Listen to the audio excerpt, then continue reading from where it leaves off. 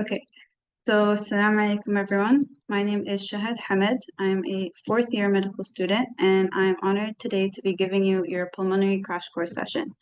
Now, how I'm going to do this session, because of our astounding attendance here, is I'm going to go through all of these topics and there are a few questions in between. So what I'm going to do is wait 5 seconds. You can pause the video or answer within those 5 seconds if you're really gifted.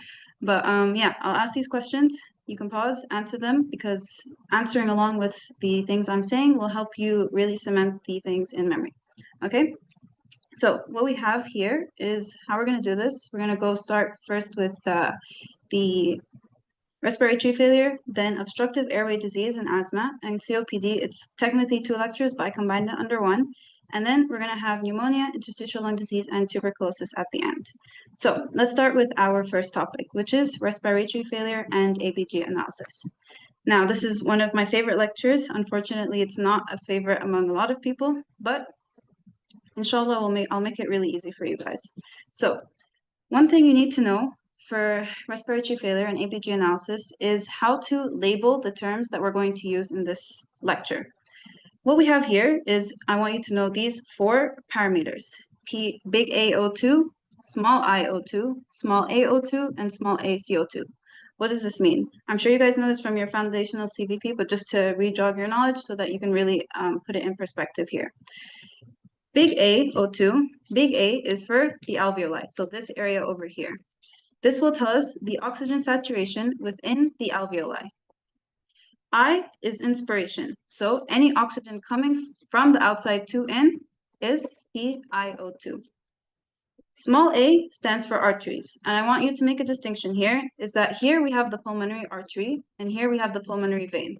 When we're saying PaO2, we are not talking about the pulmonary artery. This is something I confused a while ago, but PaO2 is not pulmonary artery. It is the arteries in the entire body. So technically, it is on this side. So P small a O2. And then finally, P small a CO2, again, is within the arteries, P small a CO2. Okay, so we have these values. You can visualize them on an alveoli. And we're going to see how to input these into respiratory failure and ABG analysis. So before we dive into that, let's go over some basic terminologies. And I'm sure, again, you guys are very smart, you know this, but just so you understand completely where I'm going with this. We have anoxia and asphyxia. These two are not as important as the next two, but just for your knowledge, anoxia is the complete absence of oxygen supply. Usually when we have an, it means complete absence. Asphyxia, on the other hand, is absence of O2 and accumulation of CO2. Good. Now move on to the more important stuff. Anything you see with a star over here, that means know it very, very well for your exam. So hypoxemia and hypoxia, they are 2 distinct words. You cannot interchange them, unfortunately, even though they sound very similar. Hypoxemia means we have low arterial oxygen. That's it, low arterial oxygen. Hypoxia is when the oxygen within the body is deprived, or within the tissues is deprived, or the alveoli. Anything in the body that is deprived of oxygen, we call that hypoxia. It has very similar terms, but the distinction is here. Hypoxia and hypoxemia. Hypoxemia can lead to hypoxia, but hypoxia does not always have to happen in the occurrence of hypoxemia. Bit confusing when I put it like that, but just keep it simple. Hypoxemia is what we'll be using very often in this lecture. So low arterial oxygen. Now, you guys probably have studied these lectures before you watch this crash course. Hopefully that's how I did it. But when we talk about arterial oxygen and arterial CO2, there are specific values we need to know, and we need to know what these values mean. So if we look here, we have the alveolar O2. What does this mean? This is the expected oxygen within the alveoli. We saw it in this picture, this area over here. Now, when we talk about PiO2, this has a specific value. And again, this will be important for later on in the lecture. So keep 150 in mind.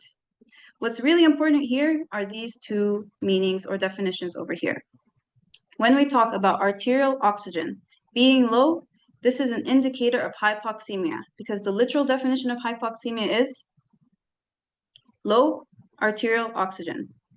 So when you see a PaO2, which is low, small a, mind you, not big A, PaO2 is low, that means hypoxemia. If we have low PaCO2, that means ventilation marker. And what does that mean? When you are hyperventilating, meaning you are breathing very fast, what is happening? We're having a lot of oxygen coming in and a lot of carbon dioxide coming out. So we can use PaCO2 as a marker for ventilation. What does this mean? If we have a high PaCO2, that means we are retaining a lot of carbon dioxide, which means we aren't breathing very fast. So hypoventilation, high PaCO2. If we have low PaCO2, meaning low arterial carbon dioxide, that means we are exchanging oxygen with carbon dioxide and taking out carbon dioxide, meaning we're having hyperventilation. So what to take away from this slide? Arterial oxygen, or PaO2, is for hypoxemia. Arterial carbon dioxide, or PaCO2, is for ventilation. These are the most two important things you need to know from this slide. Now, let's look at a quick cycle of breathing. When we breathe in some air, we have about 21% of it is actually oxygen. This oxygen over here is our PiO2. Like we said before, this has a fixed value of 150. Now, when this PiO2 goes to the lungs, it will bind to the blood or bind to the hemoglobin. And then we get arterial blood, which is PaO2. Then it goes to the tissue. In the tissue, the oxygen will dissociate, and at this stage, we say SaO2. You might know SA stands for saturation, so oxygen saturation in the tissues. Now, after this, it'll move on. The hemoglobin will pick up the CO2, and we get PaCO2, and it is expelled out of the body. Simple as that. Now, I hope you guys are following. Let's move on to the actual respiratory failure. Simplest terms, respiratory failure means that the lungs are unable to do the one job they have to do. Very simple job, maintain oxygen and get rid of carbon dioxide. So, by definition, respiratory failure is the failure to do this. Failure to maintain oxygen and carbon dioxide elimination. So what happens? We don't have enough oxygen or we have too much carbon dioxide.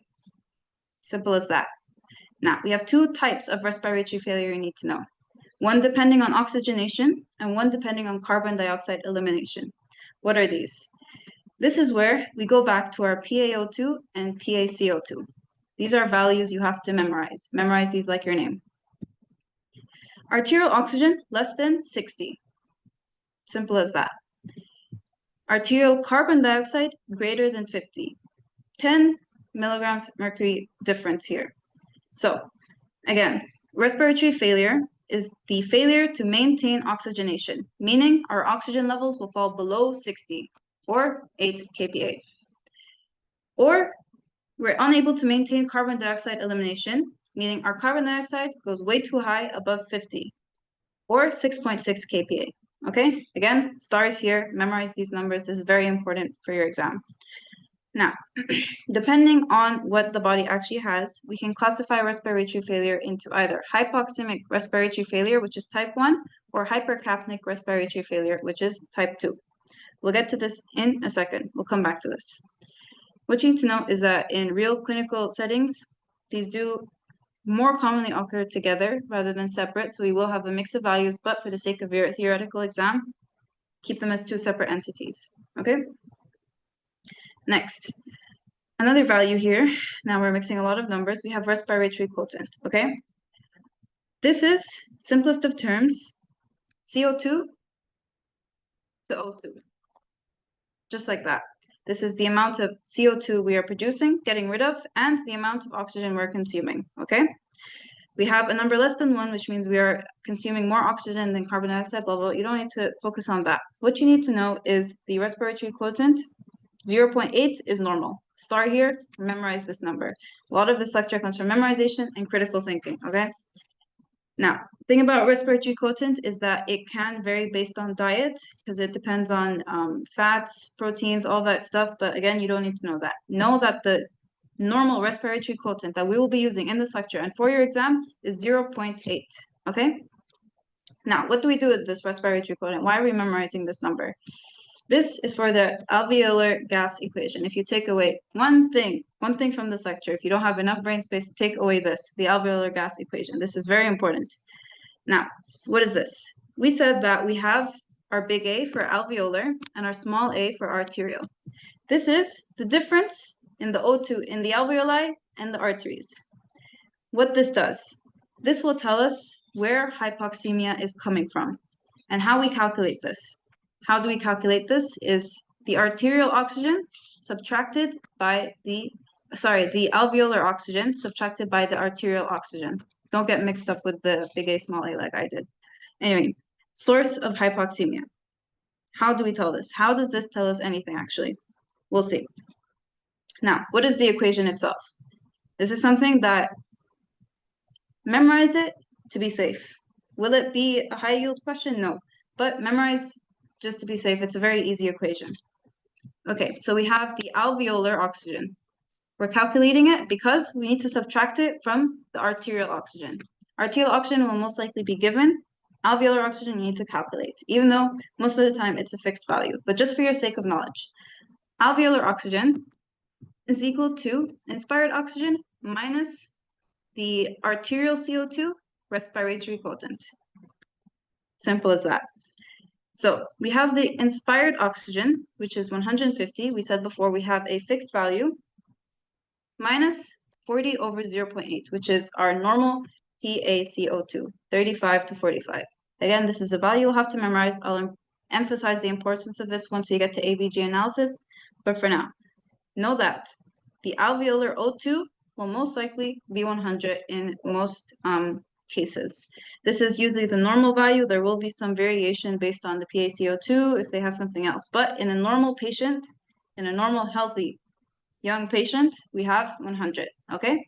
Take this over here and subtract it from our PaO2. In a normal patient, we have 90.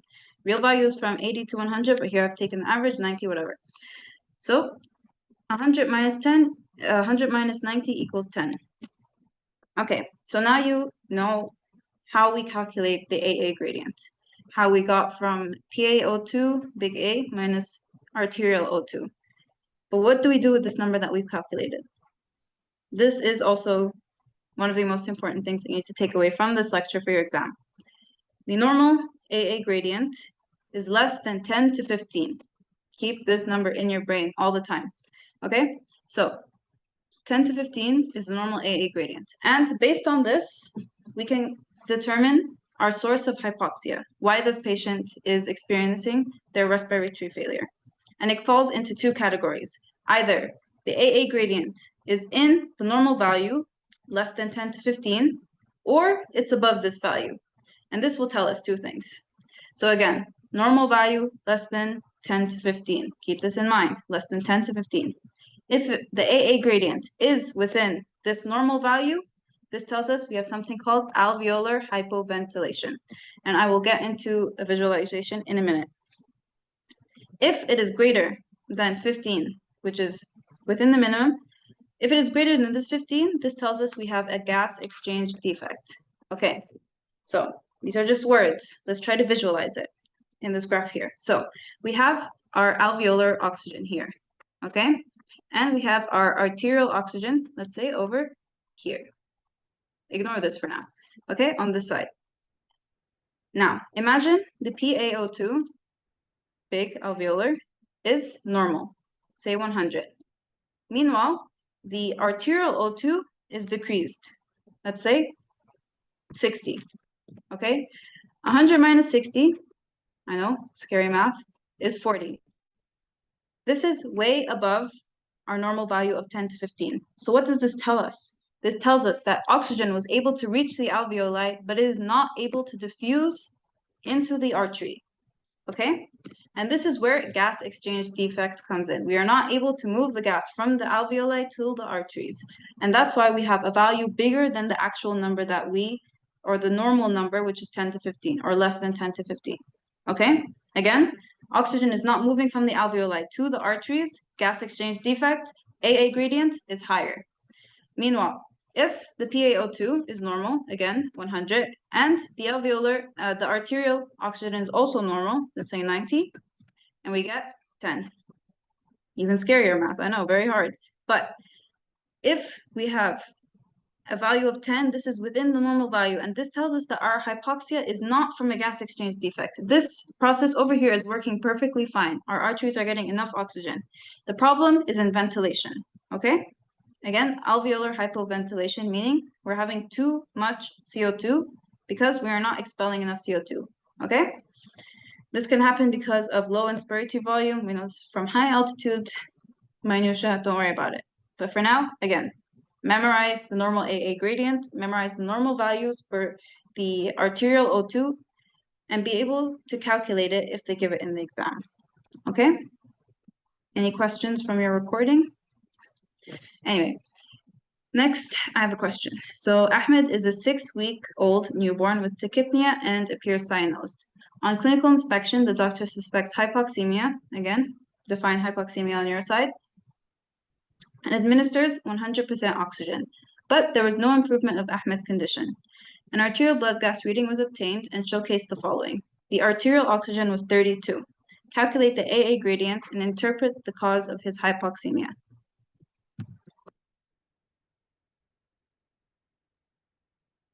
Okay, pause if you need more time.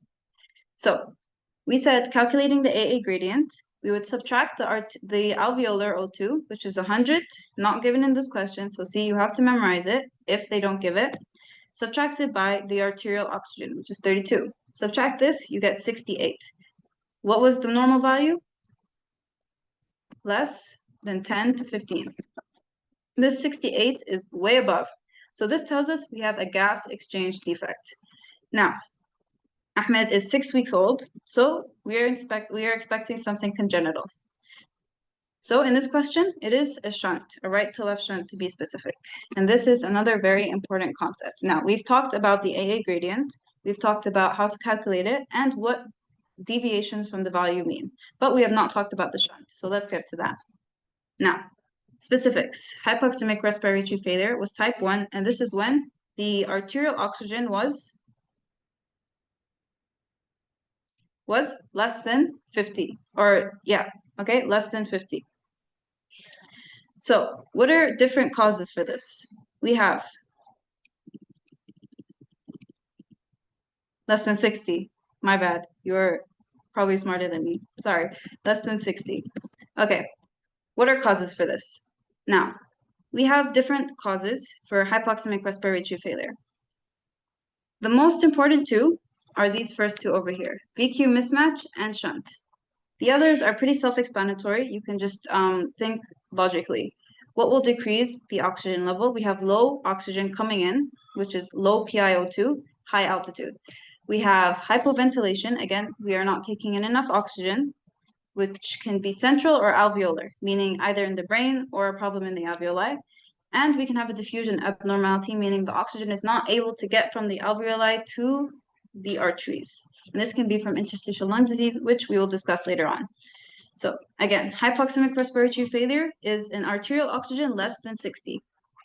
Now, this is the most common form of respiratory failure. You can keep that fun fact on the side. But let's go into the two most important causes. First, we have VQ mismatch, ventilation to perfusion ratio. What this tells us is that normally we do have a ratio between ventilation and perfusion, but in these cases, there is a shift in either the ventilation or the perfusion or both. Now, I want you to visualize this with me. This is our alveoli here, and we can have different conditions causing either decreased ventilation or decreased perfusion. For example, what is atelectasis? Complete collapse of the alveoli. So we're not going to have any oxygen coming in, and it won't be able to diffuse to the arteries. So we have complete PQ mismatch, okay? Another cause, pneumonia. We're having an infection, and we're having secretions or fluid in the lungs. And it's this one over here. So again, ventilation is down to 0. Perfusion is perfectly fine. But because of this, we have a decreased VQ mismatch. Another example is cystic fibrosis and COPD, okay? Cystic fibrosis, COPD will both cause either a blockage or mucus plug, and this will decrease the ventilation. So we have less oxygen being able to ventilate the alveoli, and that means our ventilation will go down even though our perfusion is fine, and again, this causes a mismatch. Here we have a normal, enough oxygen, and enough perfusion. Over here, for example, we have pulmonary embolism where there will be a clot in the blood. And because of this, we have enough ventilation, but we don't have enough perfusion. Not enough blood or not enough oxygen can get into the blood, okay? Now, another minutia, the normal is 0.8, but that is not as important. Again, something that was included is that the VQ ratio can vary based on the location of the lung. So if we look here, higher up, it is 0.24, and lower down, it is 0.82. Again, it depends on the location of the lung, but what you need to know is that in certain diseases, know the types of diseases, first of all, and know the type of VQ mismatch. If it's causing a ventilatory problem, a perfusion problem, just know that VQ mismatch is a very important cause for hypoxemic respiratory failure. Star over here. Now, the next one is a shunt. When we have something moving from one place to another without any type of physiologic process happening, we can call this a shunt. Okay? Now, this is an extreme version of VQ mismatch. Why? Because we're having perfect flow of blood from one place to another, but there is absolutely no ventilation. Okay? So we're having our alveoli here, and we're having our blood flow. In another case, we have our blood flow, but we have no alveoli. This is where the shunt comes in. This is the definition of a shunt. We're having perfect perfusion, perfect passage of blood, but there's no oxygen coming in. Now, because of this, the usual treatment for hypoxemia is to give oxygen. But in this case, no matter how much oxygen you give, there will be no improvement in the patient's condition. Because no matter how much oxygen you give him, it's not going to be able to pass by because it's not going to reach the blood vessels in the first place. So another high yield fact to know for your exam is that the shunt is not correctable with 100% oxygen. So if you get a question, you have a patient who is coming in and he's experiencing dyspnea, tachypnea, he can't breathe, he's having decreased mental status, all this stuff, and you're suspecting hypoxemic respiratory failure, you administer 100% oxygen, there is no improvement of his condition. What is the diagnosis? Shunt immediately, okay? Now, remember, one more time, hypoxemia will have an increased AA gradient because we're not having enough oxygen going into the blood. In this case, the AA gradient will be like completely at the max, way too high because we're not having any arterial oxygen, okay? Now, let's move on to hypercapnic respiratory failure. In this case, this was type 2. Remember, the value we said was that the arterial CO2 will be above 50. And another thing to note from the hypoxemic respiratory failure is that we can have hypoxemia, but CO2 is not always elevated, okay? Meanwhile, in hypercapnic respiratory failure, we have elevated CO2 and hypoxemia will always be present because the oxygen itself will not be able to move with this much carbon dioxide inside. So again, this happens together. Now, another thing about hypercapnic respiratory failure is that it can drastically change the pH. And why is this? It's because we know the equation of CO2 binding with H2O to cause the production of hydrogen ions and bicarbonate. So because of this, we're going to have changes in both the bicarb and the H plus ions. And because of this, we're going to have either acidosis, alkalosis, whatever is happening. In this case, we have hypercapnia, so we're going to have acidosis because a lot of CO2 will cause a lot of hydrogen ions, and hence acidosis. Now, let's talk about the causes. The causes in hypercapnic respiratory failure are not as important as hypoxemic respiratory failure, but think logically, keep it in mind. We can think of something that depresses the respiratory center, anything that causes hypoventilation. So drugs, tumors, hypothyroidism, slowed down breathing, less carbon dioxide elimination. You can also think of neuromuscular diseases, chest wall diseases.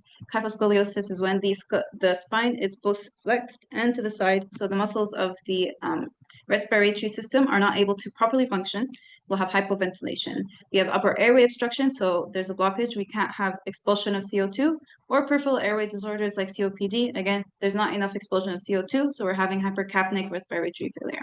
Okay, again, most important, remember the hypoxemic respiratory failure causes, pause and answer, the most important two. VQ shunt, VQ mismatch, and shunt. Okay, and these ones, just think whatever causes hypoventilation, that is what you need to know about hypercapnic respiratory failure causes. Okay, now when we talk about the clinical signs, here there is a small distinction, but you don't need to worry about it. Know the overall or overarching signs. Okay. In hypoxemia, we need to get in more oxygen. So what does the body do in response? It will increase the breathing and increase the rate of heart flow. So tachypnea, tachycardia, and this can predispose the patient to arrhythmias. Hypercapnia, because of the increased CO2, we have convulsions, too much carbon dioxide, not enough oxygen in the brain. We can have bounding pulse, papillary edema, and flapping tremor. And these symptoms for hypoxemia can also occur in hypercapnia because we said that hypoxemia is always present in hypercapnia. But I've just separated them just so you can, have the symptoms of hypoxemia alone. In both cases, we have cyanosis, so we're not having enough blood flow to the periphery. We can have altered mental status because not enough oxygen is getting to the brain, restlessness, anxiety, dyspnea, respiratory distress. Again, the clinical signs for respiratory failure are very common sense.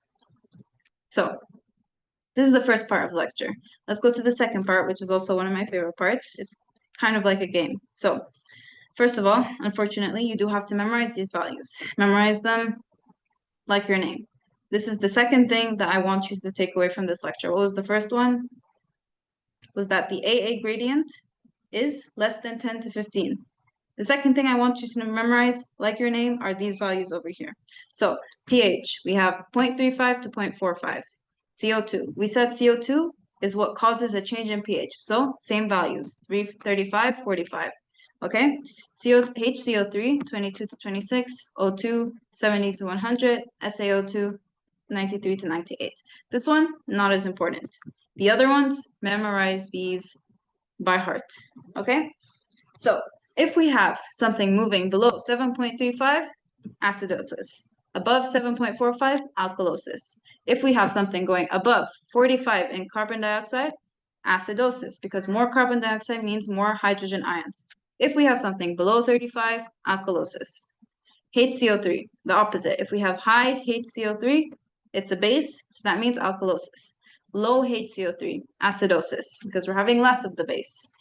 PaO2, if we have low PaO2, we're going to have hypoxemia. Usually we don't have high PaO2, it's usually just hypoxemia low, okay?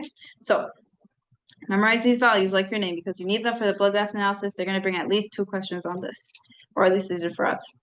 Anyway, so we have this finding for a patient. He's experiencing tachypnea, dyspnea, cyanosis, and he comes to your clinic and you do a BJA.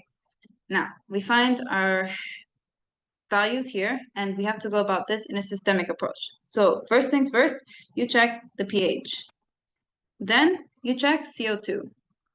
Then directly after that, you go to HCO3, and then after that, you can check your O2. Again, oxygen saturation, not as important for your final answer, okay? pH, CO2, HCO3, O2. Okay, so we look at our pH here, 7.27. What is this? Acidotic. Next, CO2. We have 53. What is this?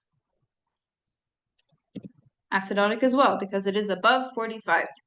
Then we look at our HCO3. 24. What is this? Acidotic or alkalotic? Normal. Again, we said 22 to 26, so it's normal. So from these values, we have to determine what is the diagnosis. A way to go about this is that first we have to look at the pH. That is the most important indicator. So acidotic. Now we need to determine if it's respiratory acidosis or metabolic acidosis. The way to go about this is that if PaCO2 is going in the same direction as pH, meaning acidotic, it is respiratory acidosis. So both of these are acidotic. That means they are together, they are respiratory acidosis. If we had PaCO2 was alkalotic, but HCO3 was acidotic, that means it would be metabolic acidosis. It's very simple. So from this, we can tell that we have respiratory acidosis. Now, HCO3 is normal means we don't have any compensation here. So answer, respiratory acidosis with no compensation. Finally, you look at PO2, it is low, so we are thinking hypoxemia. Now, this can be the definition of type 2 respiratory acidosis. We didn't name it type 1 because type 1 does not usually have acidotic PaCO2. So from here, type 2 is respiratory acidosis. Another thing I want you to keep in mind is that the compensation is a determinant for the time passing. So if we have no compensation, we can assume that this is a acute disease or we have a problem with the compensatory mechanisms. But in most cases, this is an acute disease. It has just started, so the body has not had time to catch up. If we have compensation, we can assume that it is a chronic disease. Okay? Another example. Oh, there's the answers. Okay, don't look. pH 7.52, meaning we have an alkalotic pH. CO2 is alkalotic as well because it is low compared to the normal value of 35 to 45. We have our HCO3 is normal. So what is the diagnosis here? Respiratory alkalosis with no compensation. Again, this means it could be an acute disease. Here we have acute hyperventilation. Again, because if we're hyperventilating, we're getting rid of CO2. Getting rid of CO2 means we have less hydrogen ions. Less hydrogen ions, we have alkalosis. Okay? No compensation, acute. Now, if we go to this example here, we have an acidotic pH because it is less than 7.35. We have an alkalotic PaCO2 because CO2 is low. We have an acidotic HCO3. Now, what is the diagnosis here?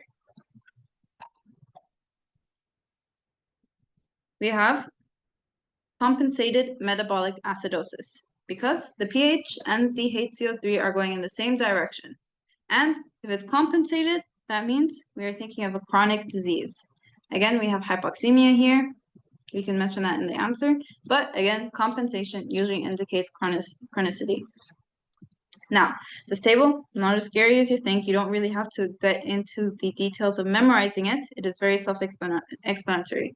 Respiratory acidosis, what happens is we have high CO2. Why do we have high CO2? Either we're not ventilating enough or CO2 is not able to get out. So the reasons for respiratory acidosis are hypoventilation or these two causes of hypoventilation or the lack of CO2 leaving the body. Pneumonia, we have fluid buildup, so we're not able to expel enough CO2. Severe asthma, we have thinning or narrowing of the airways, and we're not able to expel enough CO2.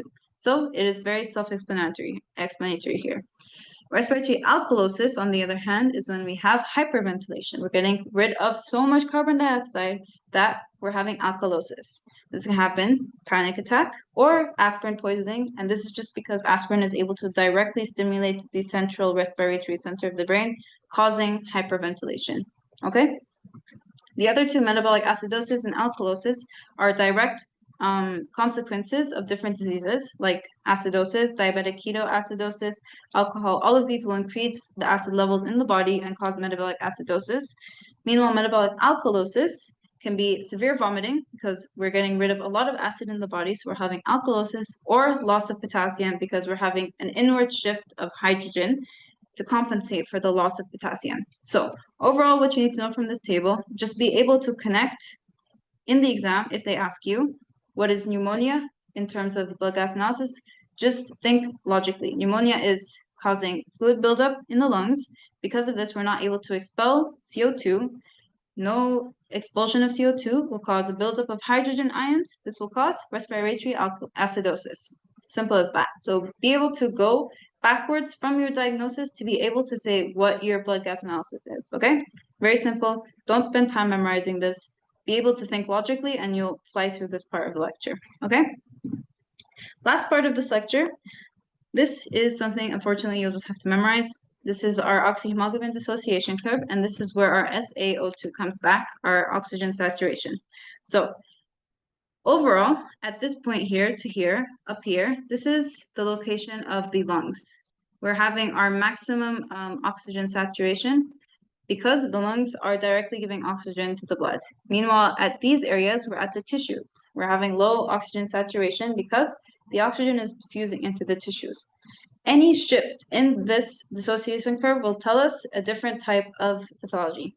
We have a right shift giving us acidosis, hypercapnia, hypothermia, decreased DPG, and left shift, alkalosis, hypercapnia, hypothermia, decreased DPG, hemoglobin, fetal hemoglobin. Now, what to know from this?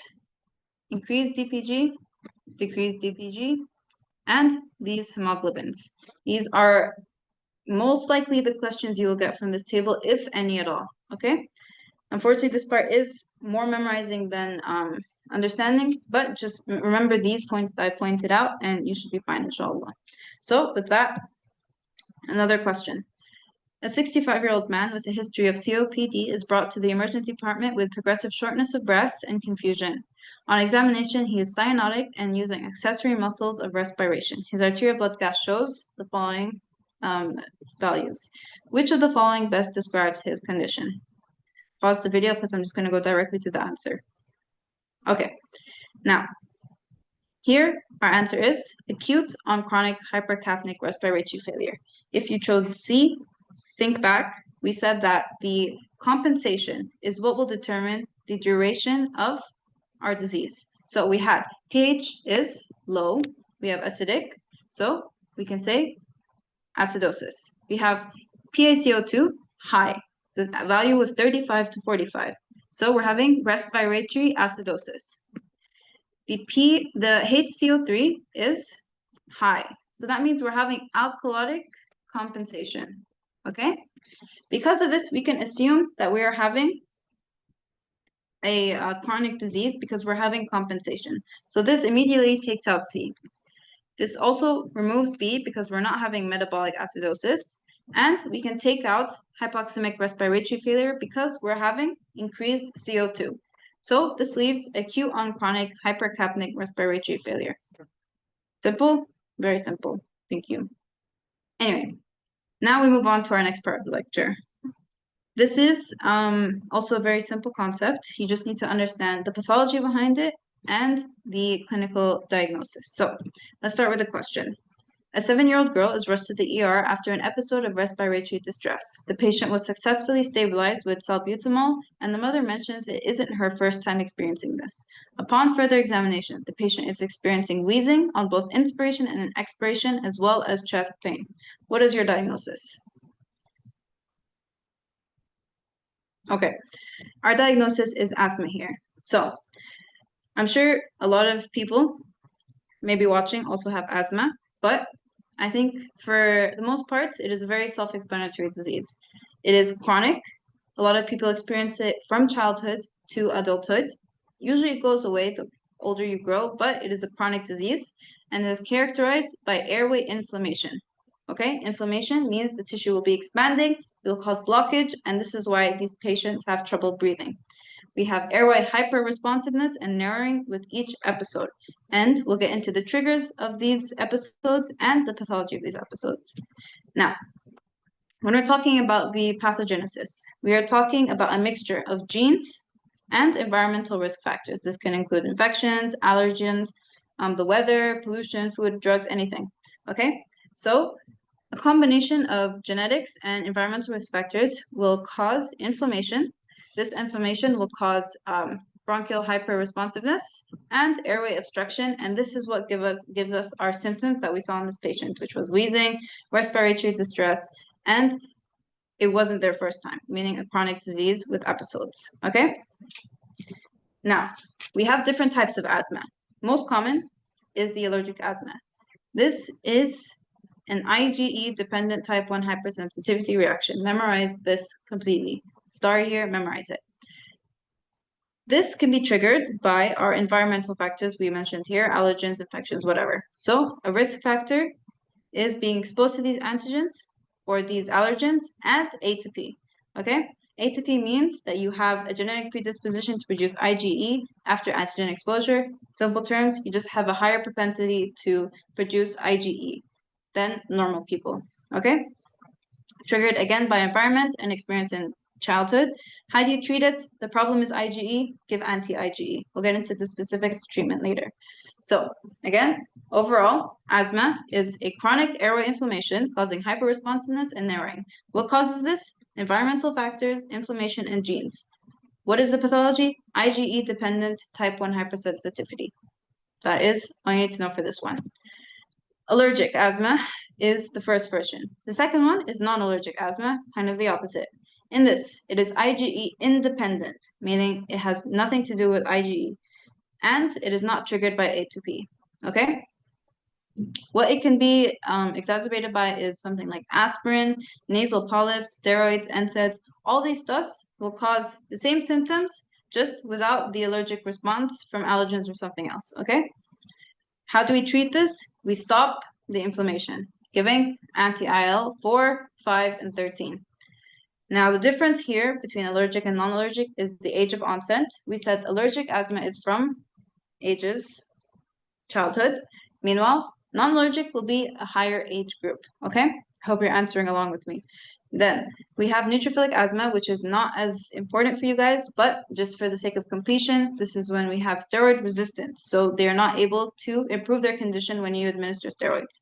So alternatively, you give macrolides, anti-IL-17, and thermoplasty. Again, not as important. Focus on allergic and non-allergic asthma. Now, when we talk about the pathology, we have 4 different things you need to remember.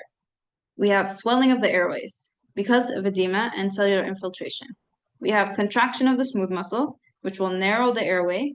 We have a mucus plug because of epithelial cell damage and increased mucus secretion. And we have airway remodeling because of a number of different reasons. So let's look at this on a diagram. I don't know why the quality is like 4 pixels, but it's okay. Imagine. So we have our antigen coming in from here. What this will do is trigger a immune response, and because of this, we'll have inflammation. So we have a cascade over here. What you need to remember here, the important one is the mast cell. This mast cell will release different cytokines, different inflammatory markers, different markers for the inflammation. And what this will cause is increased vessel permeability. Because of this, we have more fluid coming into the muscles and we have edema. That's one point. Then we also have bronchoconstriction. The muscles in the airway will constrict and make it narrower, okay? Finally, we will have a stimulation of the goblet cells, and this will produce more mucus, further narrowing the airways. So we have these 3 different pathologies causing constriction of the airways. All of this will come together and it'll change normally what would be about this thick to all the way over here. And this is triggered, again, by, if it is allergic asthma, it'll be triggered by our allergens, environmental factors, pollution, food, drugs, whatever it is. It will cause these episodes of inflammation, these changes of edema, bronchoconstriction, mucus production, and then all of this will come together to produce narrowing of the airways, okay? This is in the early phase. In the late phase, repeated exposure to these episodes can cause destruction of the epithelium. This can cause further bronchoconstriction, edema, all of that stuff. And because of this, we have a permanent narrowing of the airways, okay? So keep these pathologies in mind when you are approaching asthma. Now, if we look at a pathological picture, I don't like this picture, but it was included in your slide, so I just included it for completion. We have hypertrophic submucous gland over here. We have thickened basement membrane, again, because we have bringing all of these pathological changes, we're going to also have a basement membrane thickness and smooth muscle hyperplasia or hypertrophy. Again, we said that we'll have this because of the bronchoconstriction, there's going to be more muscle contraction. All of this will come together and cause hypertrophy of the smooth muscle. Okay, this is another picture. Apologies about the quality. But again, we have our bronchoconstriction, we have increased mucus production, and we'll have edema, meaning more fluid within the bronchioles, okay? Now, let's go to the clinical features. We saw our patient earlier. She had episodes of wheezing, shortness of breath, chest tightness, all this stuff. And something you need to know is that they have a dry cough. The type of cough will tell you a lot about the respiratory disease, okay? Not only will the cough tell you a lot, but the duration and the episodes will also tell you more than you need to diagnose a patient or answer your questions, which is more important right now for you guys. But the type of cough and the timing, these are very important, okay? So for asthma, we have a dry cough that varies over time and intensity, and we have variable airflow, okay? Now, this is mostly at 4, 6 a.m., meaning it happens more at nighttime or early morning if you want to say, but in general, we say asthma is worse at night. And again, we have our risk factors, which are different smells, allergens, or exercise, okay? So again, wheezing, episodes of wheezing, shortness of breath, and chest tightness with dry cough that varies over time and intensity, okay? Now, a lot of asthma patients, if you have a question in the exam and someone is experiencing these non-specific symptoms, but you see that they have also eczema, allergic rhinitis, conjunctivitis, any other type of atopy, you think about asthma immediately because these patients will usually, most of the time, have different types of atopy. Okay?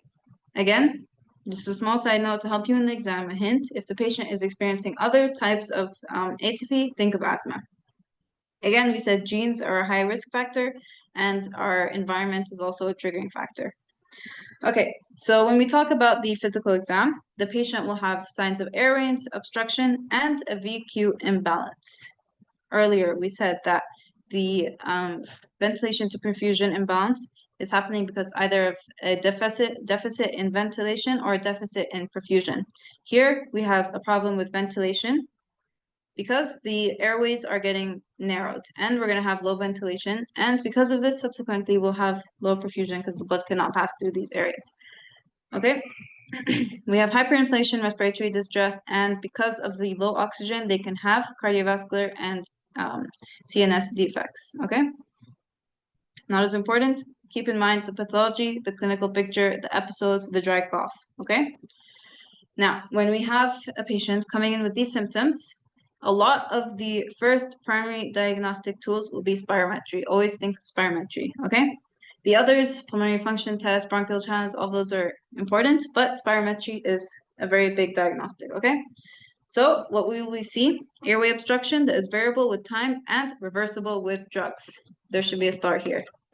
Reversible with drugs, that is a big part of asthma because some diseases we'll see will not be able to be relieved with the use of drugs, okay? So what do we see in the spirometry? In this normal spirometry over here, we start at this point. We have a deep breath in. We have inspiration all the way over here to about 6 liters. Okay, they're able to take in this amount of oxygen. Then we have expiration. We have the FEV, which is the maximum expiratory volume in 1 second over here. It's very high at this peak 10. And then we have continuing to take out air going down here and the cycle continues. That's how you read this spirometry graph. In this patient over here with asthma, we can see that over here, they have a higher starting volume, meaning their tidal volume or their normal volume of air in the lungs is not as low as it should be, so they're not able to exhale enough. And when we have the normal inspiration here, but the flow is lower, okay? Over here, we can see the difference. And their FEV is also reduced from 10 to about 6 over here. Okay, there's also a incline in the expiration, and the peak is again much lower than we saw before. So, do you need to know in this much detail? No, but if you get an exam, be able to recognize just the pattern of the spirometry, okay? Don't focus on the tiny details of inspiration, expiration, FEV, whatever. For now, asthma, memorize this picture, take a screenshot with your mind, and apply it in the exam. Okay? Now, we have different investigations. This was in your presentation. I didn't want to leave anything out. Do I think this is important? No. But if you want to read it, go over it once, twice, and then discard it. Now, when we move to treatment, we have different types or different approaches of treatment. We have preventative or maintenance therapy, and we have quick relief or exacerbation therapy for intense episodes. When we talk about prevention, this is our regular inhaler or any sort of medication. We have inhaled corticosteroids and L-LABA, which is long-acting beta agonists, okay? We combine these two, and these will give us our preventative or maintenance therapy. This is an important point. What I want to keep as a disclaimer is that I will be going over the pharmacology included in these clinical lectures, but your primary source of pharmacology should be from your pharma lectures. So take these with a grain of salt. If they match with your pharma lectures, good. If they don't, focus on the pharma lecture, okay? Anyway, for asthma, for preventative and maintenance therapy, inhaled corticosteroids, LABA, those are the first line drugs. We have budesonide and formoterol. Others, anti-leukotrienes, montelukast, we have antibiologics, inhaled anticholinergics, but for this point here, memorize the ICS or LABA. Over here, I've included the side effects. Again, just go refer to your pharmacology lecture. But we have tremor, hypokalemia, tachycardia. Quick relief and exacerbation if a patient is having an intense episode. These other drugs are not indicated for exacerbations, okay? For the quick relief, we have SABA, which is short-acting beta agonist. We use these because these are acting very fast and it's an emergency situation. So we have something like salbutamol, terbutaline, anticholinergics, ipratropium bromide. This one is very important for exacerbation. And steroids, sulfates, blah, blah, blah, okay? This one is what you need to memorize for exacerbations. This one for the maintenance, okay? Again, your side effects for corticosteroids, bruising, adrenal suppression, blah, blah, blah, okay? So, again, for your treatments, focus on the pharmacology lectures, but here I've included them just to complete the disease itself. Now, this part, do I think it's important? Not at all, but it's in your lecture. So, know it just in case. We have a pressurized meter dose inhaler. These are the chemicals and how it works, not as important. And we have dry powder meter dose inhaler. Again, we have different types here. Okay, all you need to know is that the dry powder one is used for patients who are not able to use the pressurized meter dose, okay? This is because they might have problems with expiration. They won't be able to do the coordination with the normal inhaler, or they're having problems with any type of expiratory volume or expiratory, the normal expiration and inhalation that comes with breathing. So just know that dry powder MDI is for patients with low PEFT, and PMDI is just the normal, usual, regular inhaler. We also have spacers. This gives you your medications in different episodes. Long term, it gives, not long term, but it gives you more of a sustained dose. They just have to sit there with the spacer in their mouth, and the inhaler will work on its own and administer the medication. This is used for children and elderly who cannot use the MDI on its own, or the normal one on its own. And then finally, we have a nebulizer where the medication is converted into a vaporized form, and they usually use a mask on their face, and they'll be able to administer the medication just like that. The patient doesn't have to do anything. Okay, here we have a question. A 28-year-old female with a history of asthma presents to the emergency department with severe shortness of breath. She reports that her symptoms began shortly after she started cleaning her attic, and her usual albuterol inhaler has provided no relief. Based on this clinical presentation, which of the following is the most appropriate initial management step? Take a second. Okay. Provide nebulous albuterol and ipratropium, again, because this is an exacerbation. It is very severe, and her usual medication, which is her maintenance therapy, is not working. So you give ipratropium because it is a short-acting beta agonist, and it will help with these, exacerbations. Okay. With that, you're done with asthma. Next. A 68-year-old man presents to your clinic with a 5-year history of a productive cough that is worse in the mornings. He reports progressively worsening shortness of breath, especially when walking upstairs or carrying groceries. 40-year pack history of smoking and quit 3 years ago. Vital signs are stable on auscultation. You hear scattered, bronchi, and wheezing. You order a spirometry test, and his results, the FEV is 1.5, FVC is 3.0, the ratio is 50%. What is your diagnosis? If you said COPD, you are correct. So what is COPD, or constrictive pulmonary disease, okay? Chronic obstructive pulmonary disease is a lung condition characterized by persistent respiratory systems like cough or dyspnea and airflow limitation. What does this mean? Again, we said that asthma was in episodes, and it has different in intensity. In COPD, we have persistent respiratory systems, meaning we do not have any episodes. This is continuous and it is getting worse. We have cough and dyspnea and post-bronchodilator, meaning you gave a bronchodilator. We have an FEV1 FVC ratio of less than 0.7. In this patient, he had 50%, which is less. And this is a very important point. I'll emphasize the importance of this in a minute. Okay, so COPD is an overarching term. It is not a disease on itself. It is a title for different types of diseases, okay? We have one, emphysema, which is permanent dilation, meaning irreversible, of the pulmonary air spaces distal to the terminal bronchioles, meaning at the very bottom of the lung, or at the very ends of the alveoli. And this is caused by destruction of the alveolar walls and pulmonary capillaries required for gas exchange. And we'll get to a cause of that in a minute. If you can think of it now, good job. Then we also have chronic bronchitis. This is a productive cough for at least 3 months per year for 2 consecutive years. You have chronic, so 2 consecutive years. This cannot be explained by any alternative diagnosis, and that's what makes it bronchitis. So it's kind of a diagnosis of exclusion. Okay, so emphysema, again, we have permanent dilation of the distal terminal bronchioles. Chronic bronchitis, we have a chronic cough, at least 3 months for at least 2 consecutive years, okay? And all of this is under COPD, which is persistent respiratory systems and airflow limitation, okay? Here's a picture showing our emphysema.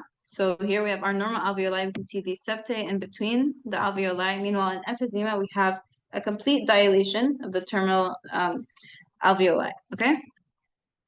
Now, we have our etiology. 2 stars here. Pay attention to these. We have exogenous and endogenous. Exogenous meaning coming from outside the body, endogenous from inside the body. Exogenous cause of COPD, tobacco smoke.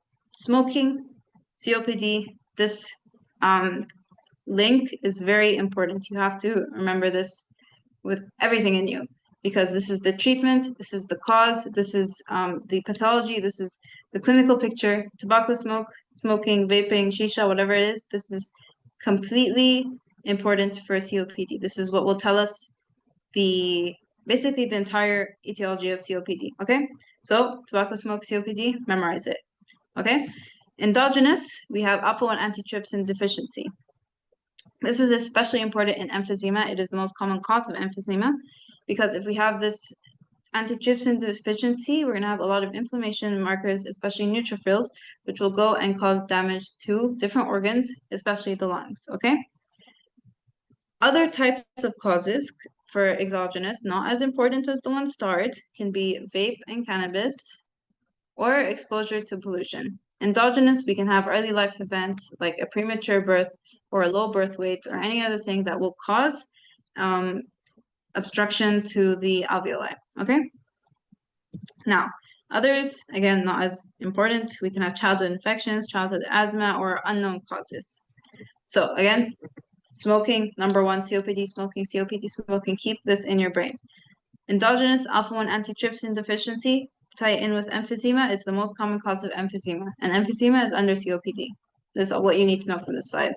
Okay, again, clinical features, we said persistent dyspnea, meaning it is not in episodes, it is continuous, and it gets worse over time or progressing with time, and it is worse with exercise. So if the patient is experiencing this dyspnea, especially when they're climbing upstairs or doing any type of work, this is when they have exacerbation of their symptoms, and you're going to think of COPD.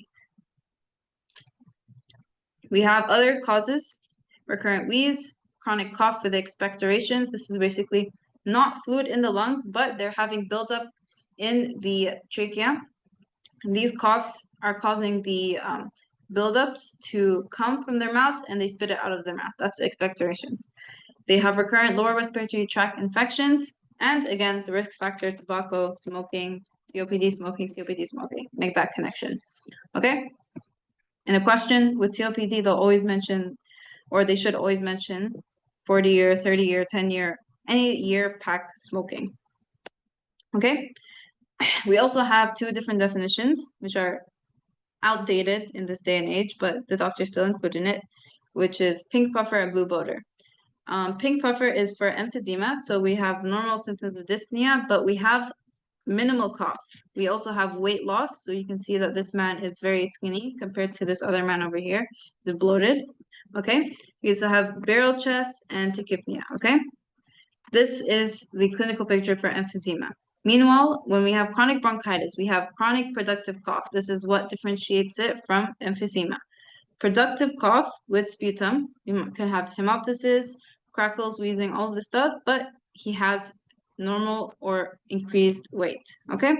Again, these terms are kind of outdated in this day and age, but this is what you need to know with this picture. Okay. We can kind of evaluate the severity of these diseases with different types of assessment. I've included them here. The doctor did add details to this in the slides, but again, I don't think this is very high yield. Just know that there is different types of assessment, which is the CAT assessment and MRC dyspnea scale. Okay. Now, again, we said spirometry is the #1 investigation to do for a lot of these diseases. So again, memorize the spirometry ratio here. COPD will give us a ratio for the FEV1 by FVC of less than 70% after bronchodilators. Memorize this sentence like your name. Memorize a lot of things like your name, but especially memorize this like your name, okay? What this means in the spirometry is that the FEV1 is the maximum expiration in the first second of expiration. So over here, you can see in the normal patient, we have up to 10 in the flow. Meanwhile, with COPD, it is down here, about 6, okay? And a characteristic is that it has this scooped out shape, meaning after this first second of expiration, there is a huge decline in the expiration rate, okay? So again, COPD, remember that it is a progressive disease. We have progressive dyspnea, cough, either with purulent discharge of sputum or without it in case of emphysema. But remember that it is progressive. Remember the smoking history. Remember alpha-1 antitrypsin deficiency for emphysema. And remember that the ratio is less than 70% after bronchodilators, COPD. Again, this is a graph the doctor shared. It's just showing the same thing. We have our FEV1 here.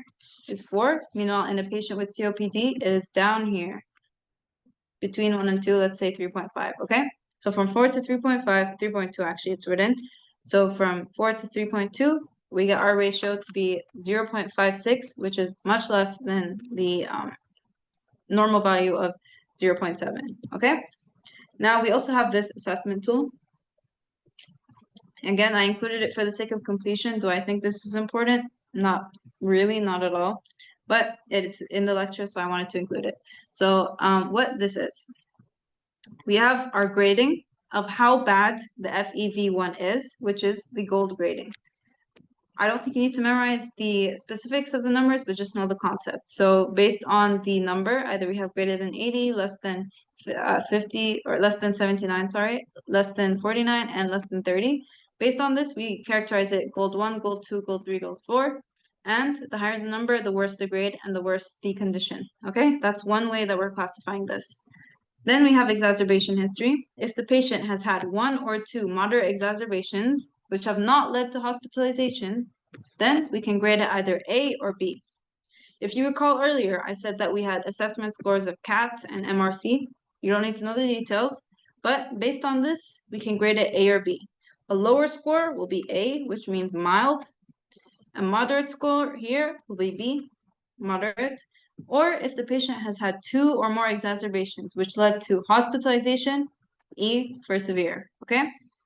Again, do I think this is important? Not at all.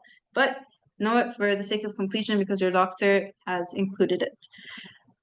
Gold 1 to 4 is the degree of how bad the FEV1 is, while A, B, and E is the exacerbation history. And based on this is where the importance of this comes in. A, B, or E will tell us the type of treatment that we will give the patient. What do I mean by this?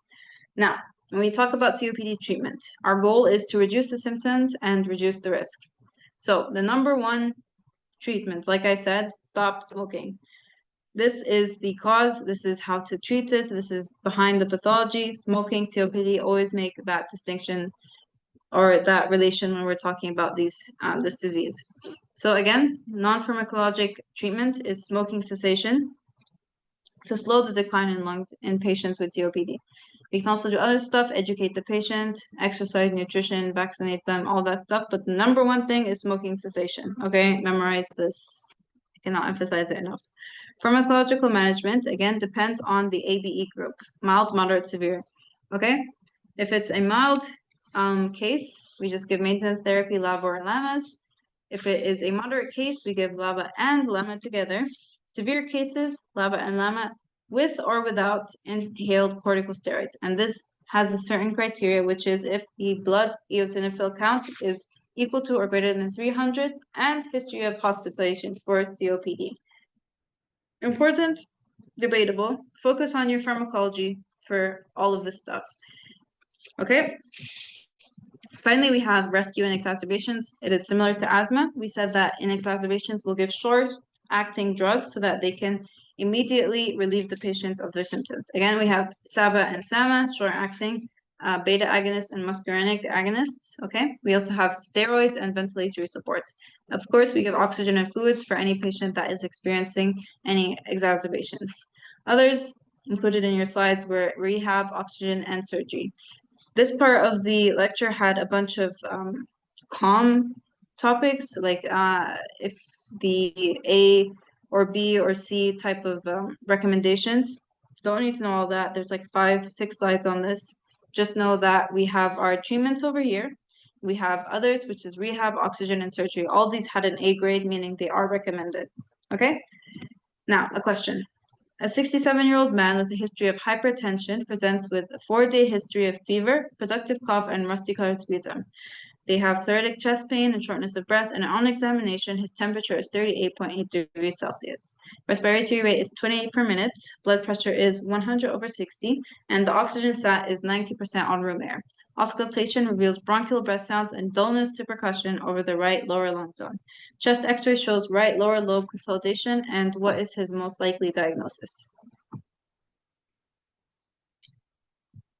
If you answered pneumonia, you are correct. So, what could we take away from this? We have an infection because his temperature is high. We have dullness to percussion. We have on the right lower lung zone. Okay? This all points to pneumonia. And why? We'll get into that. So this is our third lecture. Now, when we talk about the epidemiology of pneumonia, we have mostly elderly, smokers, or people with other pulmonary comorbidities. What is pneumonia? It is a respiratory infection characterized by inflammation of the alveolar space and or interstitium, so either the space itself or the tissue, with abnormal alveolar filling with fluid. And this is called consolidation. Again, consolidation is a filling of fluid in the alveoli, and we can see this on the X-ray. If you look on this one on the right, we can see this area of white. This is our consolidation. This means that there's a buildup of fluid in the lungs over here. And here we have it in the lower lobe. Up here, we also have a buildup in this area here. Here we have a different view. We can also see we have some consolidation up in here, okay? So again, pneumonia, we're thinking respiratory infection. We have inflammation of the alveolar space and interstitium with fluid consolidation. What do you need to take? Most important thing, consolidation. Be able to recognize this on the X-rays. Again, let me remove all of this, get a good look at it because this is very important. Okay? We have different types of pneumonia. We have 2 types here, CAP and HAP. CAP is community-acquired pneumonia, and HAP is hospital-acquired pneumonia.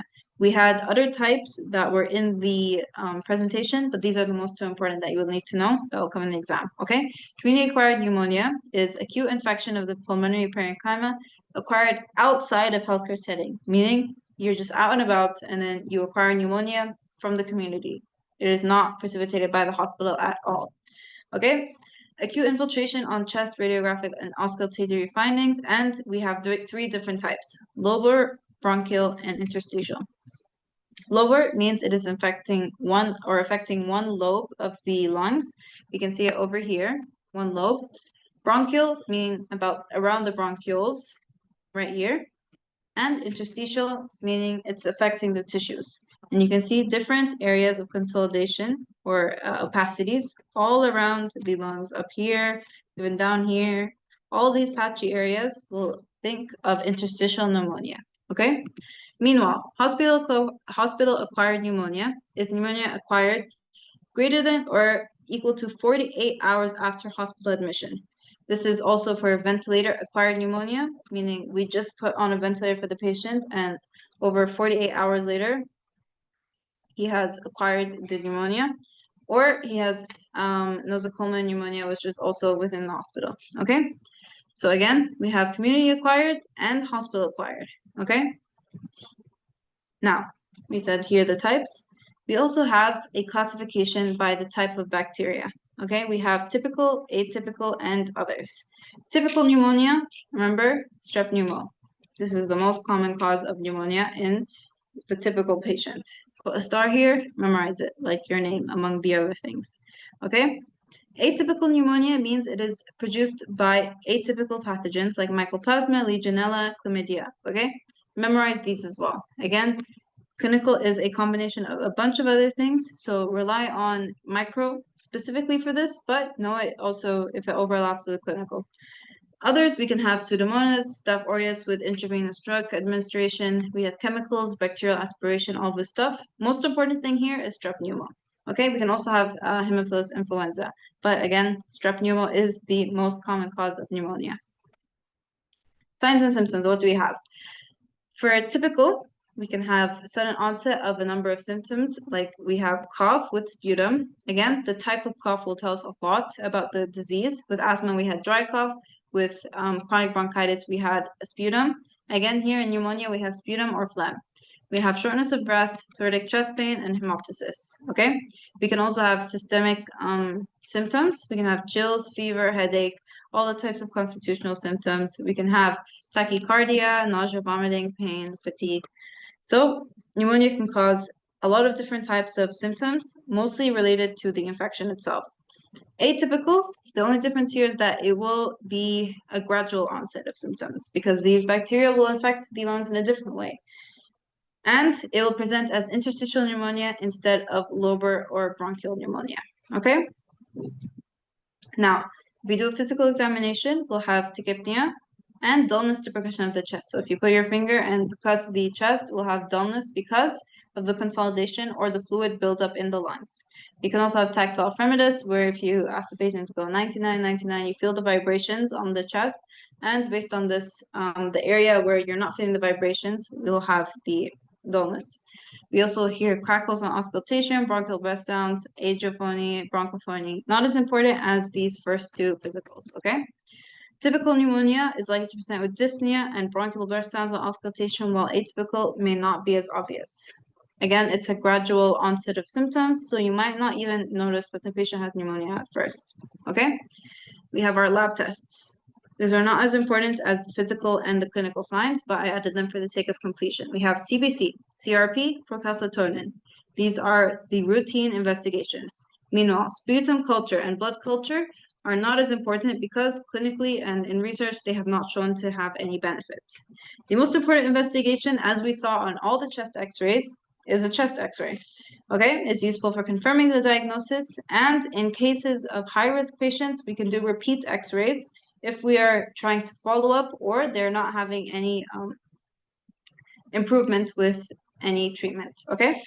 So again, the signs and symptoms, tachypnea and dullness on percussion. We have cough with sputum. We have shortness of breath. When we do the lab tests, we have typical lab findings for inflammation. Chest x-ray, we can see the consolidation either in the lobes, in the bronchi, or in the interstitium, okay? And most important, strep pneumo. Now, this is also very important. This is most likely going to come at least one question in your exam, is the CURB 65 criteria. What is CURB 65? It is a list of symptoms that the patient might have, and based on this, you can give them treatment. How we got a question is that they would tell us the CURB score or the CURB values in the patient, and then based on this, we had to choose his treatment. So what we have is an abbreviation.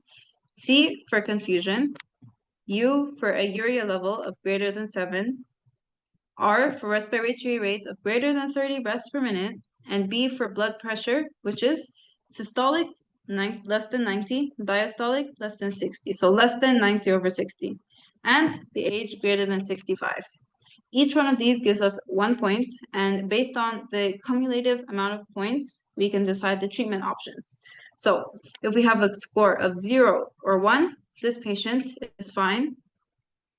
Debatable, he is quite fine, and you can administer antibiotics and let them take him at home. He needs no supervising. He doesn't need to be admitted to the hospital. However, if you have a score of 2, so 2 of any of these criteria, this patient, we are concerned, we let him stay hospital supervised treatment, okay? He can be outpatient for a while, but it's kind of in the middle zone, okay? If the patient has 3 or more of these CURB 65 symptoms, we administer antibiotics in the hospital. We give him ICU admission, especially if the score is 4 to 5. So again, CURB 65, confusion, urea greater than 7, respiratory rate greater than 30, blood pressure less than 90/60, and age greater than 65. Based on this, our scores 0 to 1, antibiotics, go home. 2, hospitalization. 3 or more, especially 4 to 5, administer or admit to the ICU immediately. Okay? This is important. There's a star here. Memorize the CURB 65 criteria. Now, the treatment. What we do for the treatment is that you will always give empirical antibiotics. And the rationale for this is that, one, we are not able to determine the exact pathogen which is involved. And if we leave it for too long, then the condition can worsen. So we have to give empirical antibiotics because we can assume what the patient has based on his clinical presentation and x-ray, but it'll take too long to find the specific antigen to give specific antibodies. So empirical antibiotics are always the go-to treatment for pneumonia. How do we classify this in the clinical lecture? Either the patient is outpatient with no comorbidities. In this case, we give a macrolide or doxycycline, okay? The slides on this lecture were a bit overwhelming and confusing, so I just summarized it very simply for you guys here. So again, outpatient with no comorbidities, just a normal guy with just pneumonia, macrolide or doxycycline. If it is outpatient with comorbidities, meaning he has either another pulmonary disease, another cardiac disease, a different brain tumor, maybe, we are assuming that this patient is at a higher risk for these infections. So we add on to our antibiotic regimen, meaning we give our regular macrolide, but we add a beta-lactam, okay? So beta-lactam plus macrolide or an antipneumococcal fluoroquinolone, like levofloxacin, okay? Try to memorize these things with me. If it is inpatient, meaning he is staying in the hospital, in not the ICU, but he's hospitalized, so we can say his CURB score is around 2, perhaps, we give either a macrolide or an antipneumococcal fluoroquinolone. If he is inpatient in the ICU, we're assuming this patient is at a very increased risk. So we give IV beta-lactam with a macrolide or IV beta-lactam with a fluoroquinolone. If the patient is at risk for Pseudomonas aeruginosa pneumonia, we give anti-Pseudomonal drugs. Details important? Not really, but just know that you give anti-Pseudomonal beta-lactam with IV anti-Pseudomonal quinolone or IV Pseudomonal beta-lactam with IV aminoglycoside with macrolide or non-Pseudomonal fluoroquinolone. This is not as high yield, but good to know, and always refer back to your pharmacology lectures first, okay? A little point here that the doctor mentioned is that the corticosteroids will reduce mortality by 3%. You can forget this, honestly. Okay, so when we want to discharge the patient, he should be stable by day 3 of starting antibiotics, and if not, wait till day 7, then reevaluate. This can be either because the antibiotics were not correctly chosen, the pathogens are resistant, there's complications, or it is not even a infectious cause. If the patient is stable, hemodynamically stable, his blood pressure is returned back to normal, he's breathing fine, everything is good, then we can administer oral antibiotics instead of the IV that we were giving to the intensive patients, okay? Finally, in pneumonia, if we have a long-term or long-time complication, we can have something called a lung abscess. What an abscess is a walled-off area of fluid buildup, and this usually happens in infections. So severe pneumonia can lead to lung abscess. We can see over here on the chest X-ray, we have an air to fluid line. This area over here is a walled-off area of a buildup of fluid. And in this area, we can see that we have an area of consolidation around it with an area of fluid buildup in the middle. So think when you hear of lung abscess, think that this is a chronic or severe pneumonia and the patient has developed this lung abscess, okay? The differentials here can either be malignancy or fungal infection, but this is not as high yield as just knowing the lung abscess itself, okay? Now another question. Moving on to the next topic. A patient presents with dyspnea on exertion, a persistent non-productive cough, and finger clubbing. On physical examination, the physician notes bilateral fine basilar crackles, described as Velcro-like rails. What type of ILD is this constellation of findings most commonly associated with?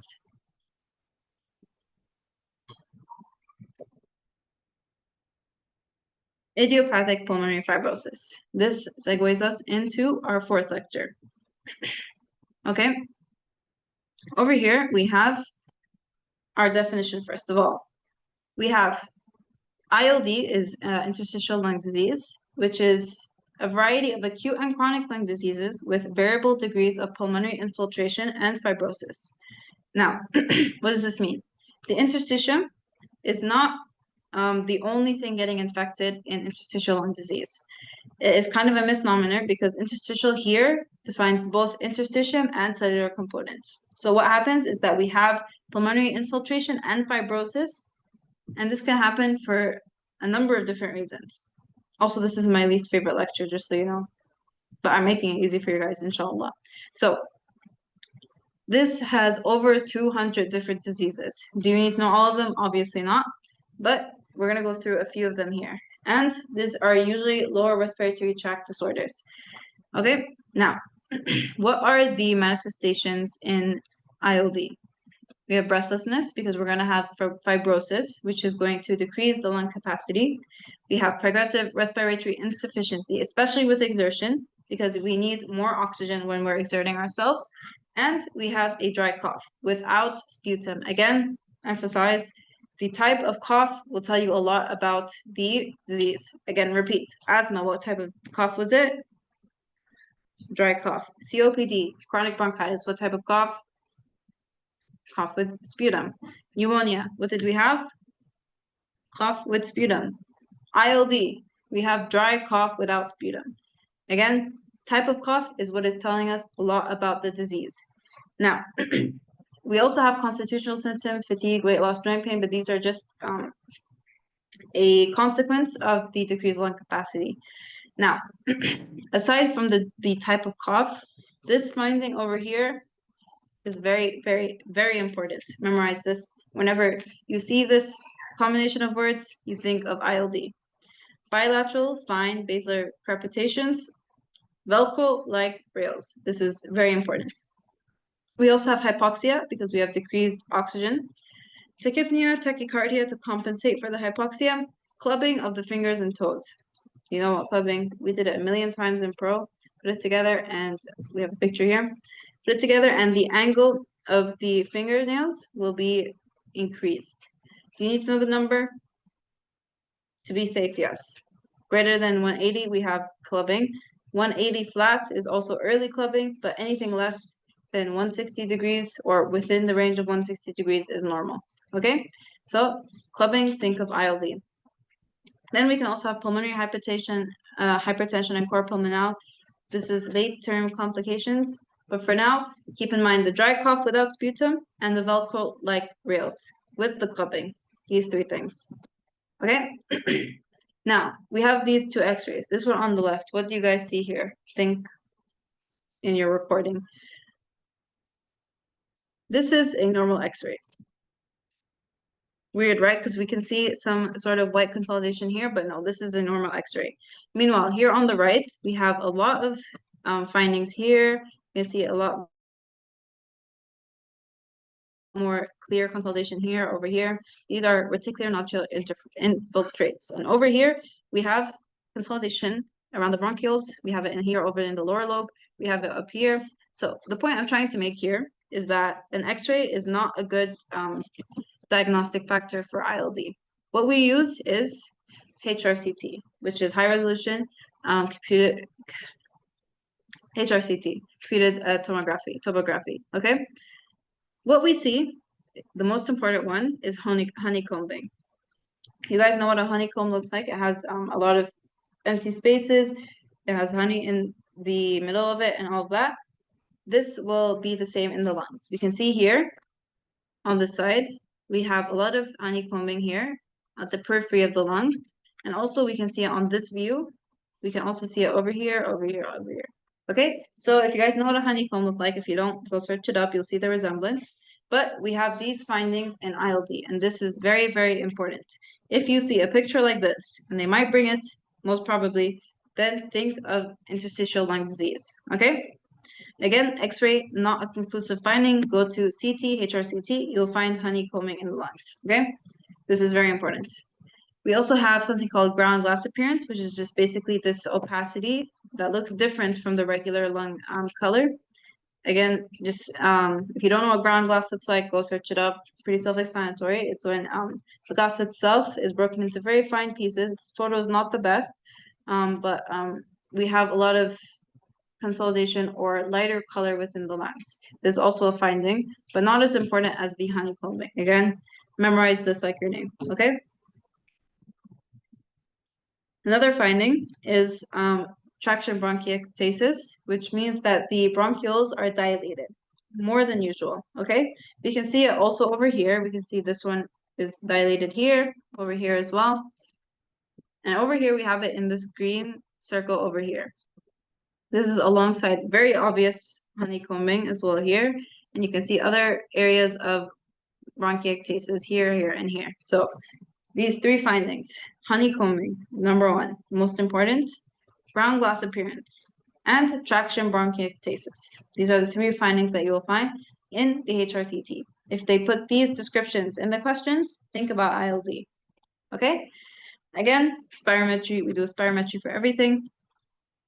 What we see here is that we see restrictive pattern, meaning the length of the spirometry exam is way decreased or minimal. We can see it move from here to here, whereas the normal picture would look something like this, straight down, okay? Meanwhile, over here, this one, not only is the volume itself reduced greatly, like this, but we also have a decrease in the expiration, FEV especially, and we can see that we have a much narrower graph. This is a typical restrictive pattern, which is what ILD falls under. The lung volumes are also reduced, and we also have low diffusion. We have something called the 6-minute walk test, which is just to test the exercise capacity of the patient. We ask them to walk around and measure the longest distance that they've walked in 6 minutes. Now, two other investigations that you can do is a work for connective tissue diseases like systemic sclerosis. We'll get into the importance of this in a second, or biopsy. Biopsy is more important for your pathology lectures, so I won't be going over that. Now, we have a classification for interstitial lung disease. Either the etiology is known or the etiology is unknown. And based on this, we can classify it further, and we'll go into specifics right now. So first, we'll start with the unknown etiologies. This is why I hate this lecture, by the way. But it's not that hard. It's actually pretty self-explanatory. So first, we have idiopathic pulmonary fibrosis. It's in the name. Idiopathic means we don't know the cause. Pulmonary fibrosis, we're having fibrotic lesions in the lungs. So this is a chronic, progressive, again, the duration is very important, fibrosing interstitial pneumonia of unknown cause, limited to the lungs. We say this because there's another type that is associated with connective tissue diseases that we will get to. Onset, older adults greater than 60, male over female, epidemiology. And the radiologic pattern is usually usual interstitial pneumonia. And what this means is it is just a set of investigational findings that describe usual interstitial pneumonia. And these are used to diagnose idiopathic pulmonary fibrosis as well. This includes in the CT, subpleural or basal predominance, reticular abnormalities, and the most important all the time, honeycombing, okay? In a biopsy, we see fibrosis, it's in the name, and we can see involvement of the lung parenchyma and fibroblastic foci. These two not as important. Remember the fibrosis, remember the honeycombing, and it's in the basal predominance, okay? Next, we look at our CT again. Same thing as before. Honeycombing again. We can see over here the presence of honeycombing over here as well. We can also appreciate some bronchiectasis, dilation of the bronchioles here and here. On again, biopsy, we would see fibrosis in these areas and this basal predominance. You can see here, most of the honeycombing is at the lower fields of the lungs. Meanwhile, the upper does have some, but is a considerable less degree than the top, okay? Again, another picture showing you so many pictures of honeycombing, so you can really cement it in your mind. We have our honeycombing, we have our traction bronchiectasis, and it's not as clear here, but we would also have ground glass appearance. Okay, risk factors in the name unknown, but we can also have known, which is kind of contraindicating of itself, but know that there's also other causes like environmental, smoking, aspiration, all these kind of things, but overall unknown etiology. Clinical presentation, again, duration is very important. It is a progressive shortness of breath with dry cough. There's no sputum produced. We can also have crepitations, tachypnea, tachycardia, all the regular hypoxia symptoms. Okay, memorize the clinical progression. Prognosis is variable, not that good, because within 3 to 5 years, the survival from the onset of symptoms is 3 to 5 years. So it's not that good of a prognosis. There is treatment with 2 types of drugs, which is nintedanib and pirfenidone. These are not proven to treat the disease. They do slow down progression, but again, it doesn't do much to the end stage of the disease. In most of these patients, you'll need to do a lung transplant because the lungs will have gained significant fibrosis, and at this point, there's not much you can do to reverse this, so you do a transplant. Now, this brings me to our next type of ILD, which is non-specific interstitial pneumonia. Now, what's the difference between this and idiopathic? The difference here is that in idiopathic, we saw only lung involvement. Meanwhile, with non-specific interstitial pneumonia, we can see that it is associated with the CTD-associated ILD, like systemic sclerosis, polymyositis, dermatomyositis. So these patients will not only have ILD, but they will also have one of or more of these diseases. The onset for idiopathic was much longer. It was chronic, years, progressive. Meanwhile, here it is subacute onset from weeks to months. The demographic for idiopathic was over 60 years. Meanwhile, here it's 40 to 60. The prognosis for idiopathic was very low. Meanwhile, here it's better. And in non-specific interstitial pneumonia, we have ground glass predominantly over honeycombing. Over here, we can see our ground glass appearance.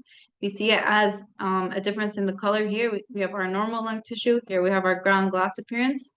We still have our some degree of bronchiectasis, but we cannot see significant honeycombing, okay? So keep this in mind.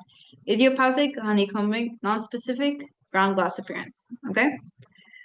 Organizing pneumonia is another type of interstitial lung disease. This one is an immune disorder with granulation tissue. This will obstruct the bronchioles, and it can extend to the distal alveolar and alveoli. Our symptoms are very similar to the other ones. We have cough, fever, dyspnea, and it can mimic community-acquired pneumonia. And there's 2 different causes, which is idiopathic and secondary, not that important. Don't need to focus on that. In general, organizing pneumonia is not as high yield, but know how to differentiate it from non-specific and idiopathic.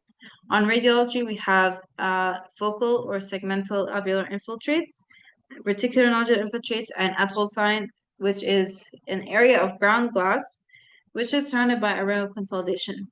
The doctor did not include a picture of this. It was hard to find a picture of this on the internet, so consider it very, very low yield. But in general, our findings of interstitial lung disease will be, again, ground glass, bronchiectasis, and honeycombing. Okay, here we can see ground glass, we can see our bronchiectasis, and we can see nodules as well. But again, overall, this one's not as high yield. Don't waste your brain space on it. Okay, treatment, we can do steroids, and further diagnosis, we can do a biopsy. Okay, next, hypersensitivity pneumonitis. This is in the name, hypersensitivity. We have an immunological induced non-IgE mediated inflammatory lung disease resulting from sensitization and subsequent recurrent exposure to a variety of inhaled organic dust. Okay, not only dust, we can also have different types of triggers. We'll get into this in a second. We have inflammation of the lung parenchyma, especially the terminal bronchioles, and it may progress to granulomas and eventually fibrosis. Okay, so for a lot of these, just remember the pathology of how they happen. At the end, they will all kind of converge into fibrosis. So over here, we have a lot of nodules. You can see over here, you can see around here, like there's a lot of areas of white areas, which are these nodules, which are seen in hypersensitive pneumonitis. We can also see generalized ground glass appearance. So again, we have our normal tissue. Meanwhile, in some areas, we can see some lighter tissue, which gives us the ground glass appearance. This has two different types, very low yield. We have farmer's lung, which is the most common, can caused by thermophilic actinomyces, which are basically just these bacteria which can survive in high extreme heats, and this is found especially in mold. So anyone around a lot of mold, they can contract farmer's lung, and pigeon's breeders or bird fancier's lung, which is around animal products like feathers, eggs, dried excrement. All of this, if you inhale this type of dust, then you can get hypersensitivity pneumonitis. Okay. Symptoms, again, very similar to the other ones. We can have acute, subacute, or chronic. Okay, acute is non-specific flu-like symptoms resolving within 24 hours, subacute week to months, chronic months to years.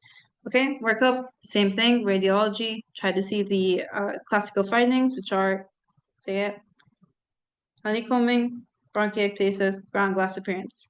Treatment, just avoid your exposures, take steroids, and lung transplant if we have significant fibrosis that is irreversible. Now, we're moving on to a different subsection, which is sarcoidosis. This is a chronic inflammatory disease caused by the formation of non-caseating granulomas, typically in the lung, although any organ can be affected. The most important thing here is the description you see on radiology, which is bilateral hilar lymphadenopathy on chest radiography. What this means is that around the hilum of the bronchioles or the airways, we can see here some consolidation, and this is around the hilar region. Okay, so this description here, memorize it, because usually for questions on sarcoidosis, they will bring this exact word for word sentence. Okay, bilateral hilar lymphadenopathy on chest radiography. Sarcoidosis can have spontaneous remissions, and if not, then steroids can be administered. Okay. Okay, next we're going to the pneumoconiosis disease. These are a group of lung diseases caused by inhaling airborne dust, and these can happen in occupational settings like miners, dust workers, pottery, all of that stuff. And this leads to, sorry, one second.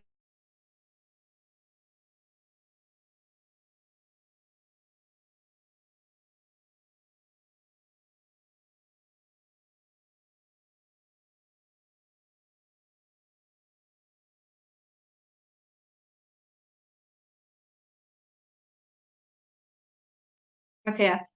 This leads to inflammation and scarring in the lungs.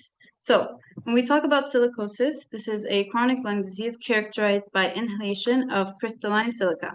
Okay, we can have this especially in miners and workers of quarries, potteries, producing sandblasting, and construction workers. Okay, most important one is miners. Keep this in mind. And on the X-ray, we can see that they have a lot of particles. These are not the dust particles, but they are like kind of buildup of these dust, and it's causing blockage of the ducts, is causing fibrosis in the lungs, and we are seeing the patient is having dyspnea, they cannot breathe, and it is a progressive disease because it is because of the long exposure to these. Okay. Another type is coal workers pneumoconiosis. This results from chronic exposure to coal dust, it's in the name, and other forms of carbon. Another important one is asbestos. This is from miners and millers, brake linings, insulation, all of these different kinds of things, but just know that asbestos is also a type of pneumoconiosis. Okay? Next, we will go to, oops, yes. So just overall, look at the findings. We also have these fine particles or fine consolidations on the lung X-ray. Question. A 58-year-old male with a history of progressive shortness of breath and a dry cough over the past year presents for evaluation. He reports a long history of raising pigeons and is a non-smoker. A chest CT scan reveals centrilobular nodules and ground glass opacities with relative sparing of the subpleural regions. The most likely diagnosis is... Okay, if you said hypersensitivity pneumonitis, very correct. Now this segues into our last topic of the day. So we start with a question. A 32-year-old man presents with a 3-month history of productive cough, intermittent low-grade fever, night sweats, and unintentional weight loss. On physical examination, there are crackles over the upper lobe of the right lung. A chest X-ray shows cavitary lesions in the right upper lobe. Which of the following is the most appropriate next step in establishing the diagnosis? This brings us to our final topic. So the patient has tuberculosis. And what we need to do is a tuberculin skin test, or we can check the culture or sputum test, okay, with acid-fast staining. So this is, unfortunately, the last one. Unfortunate because it is my favorite lecture of the pulmonary session, but thank God we made it to the end. So our last lecture. Now, what you need to know about tuberculosis is that it is caused mainly by Mycobacterium tuberculosis. Of course, there can be different types, but main one is Mycobacterium tuberculosis is the one you need to know for your exam. Overview, it is a non-motile aerobic gram-positive bacillus, and it is by the acid-fast cell-nascent stain. Infants are vaccinated with BCG vaccine to protect against tuberculosis, and the highest incidence is in India. That's just a bit of overview. The main reservoir for TB or tuberculosis is in a patient who has the tuberculosis. So the bacteria will reside within this patient. The transmission, this is very important, is by inhaling droplets. So how do you prevent this? You use a mask N95 to prevent droplets from reaching. So this is a very important point to memorize the transmission. Droplets from infected patients, either from coughing or sneezing. This is dependent on the concentration of droplets and the period of time with contaminated air, meaning that if a droplet has more bacteria within it, you have a higher chance of getting infected. If you are around these droplets for a longer amount of time, then you have a higher chance of being infected, okay? People in close contact with these patients have a very high risk of getting infected. Okay, next, we have our symptoms, tuberculosis symptoms.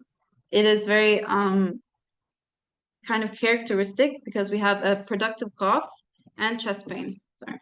We have a productive cough and chest pain here and here. We also have hemoptysis, which is blood when you're coughing, and dyspnea. We can also have constitutional symptoms like fever, night sweats, anorexia, fatigue, all of this stuff.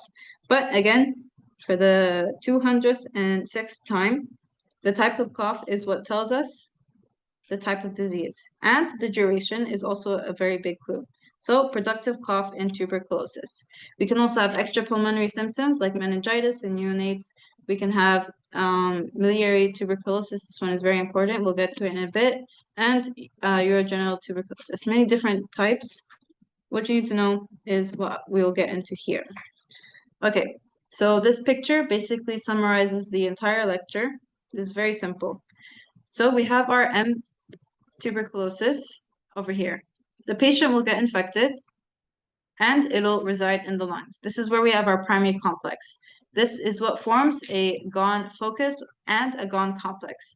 A Gone focus is that the lung itself is getting the immune response. Meanwhile, a Gone complex is when the nearby lymph nodes are involved. So if we look back in the picture, it is very vague on the X-ray. You don't need to be able to identify it if they give you a picture, but here you can see areas of opacities very vaguely. If you really squint, you can see areas in the lungs Meanwhile, a Gaunt complex is the lymph nodes getting infected as well. We can see here also areas of inflammation. So again, just be able to name the primary complex, which is Gaunt focus for the lung tissue, Gaunt complex for the lymph nodes. Okay? After this primary complex, we have 2 or 3 different outcomes. Either the infection is cleared, which is the ideal response, or we can have controlled infection or active TB. Now, the difference here is when you do a test, like a sputum culture or the tuberculin test, skin test, in the latent tuberculosis, which is if the TB is controlled, we will be asymptomatic and non-infectious. Meanwhile, in active pulmonary tuberculosis, the patient is symptomatic and highly infectious, okay? In the exam, they might ask you, what is the patient presenting as when he has latent tuberculosis? You will say asymptomatic and non-infectious. Meanwhile, active tuberculosis, symptomatic and infectious. Now, after this, what happens? We have our latent tuberculosis. When the patient is re-exposed to Mycoplasma tuberculosum, or there's reactivation, we have something called reactivation tuberculosis. And this just means that it becomes active once again. So at this point, the patient is the same as this one. They are symptomatic and infectious.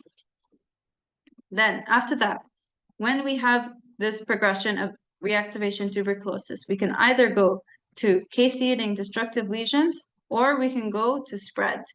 Both of these are very dangerous. We have to keep a lookout for these types.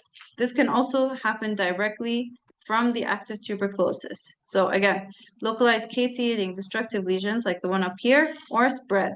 The spread can be lymphogenic, bronchogenic, or hematogenous. The important part here is the hematogenous spread. If it spreads in the blood, that means we have something called miliary tuberculosis, which is just in general defined as hematogenous spread of Mycoplasma tuberculosis throughout all the organ systems in the body.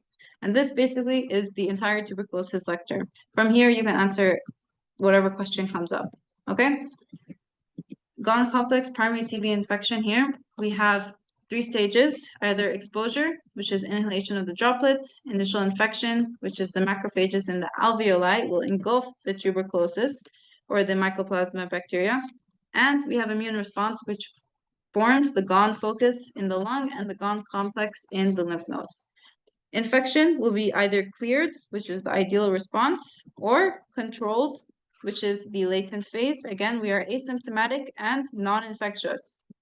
In the active infection, we are symptomatic and infectious. Remember these classifications, okay? Again, just repeating myself from the flow diagram, we have latent TB, which is asymptomatic and non-infectious, and they have a lifetime risk of active disease, okay? It's around 10%. If we differentiate this latent from active, again, like I said, the X-ray is normal, the sputum is negative, the symptoms are negative, non-infectious, not a case of TB. It's basically as if the patient has no tuberculosis at all, even though it is basically dormant. Meanwhile, for active, the chest X-ray will show the findings for TB. We'll have positive culture and smears. We'll have cough, weight loss, and fever, so symptomatic, they are infectious, and it is a case of TB, okay? Just be able to differentiate the stages of TB because in the exam, they might give you a scenario and ask you which stage of TB it is, okay? Then we have reactivation, which is the patient can be exposed to the pathogen again, or they can have just simple reactivation of the dormant antigen. Latent TB can be reactivated to form a newly active TB case. This is the most common cause of active TB, not primary infection, but reactivation of latent TB. This can produce localized caseated destructive lesions, and if left alone, this will progress to miliary TB. And if you remember one thing from this lecture, miliary TB is what it should be. Again, here we have our caseating lesion.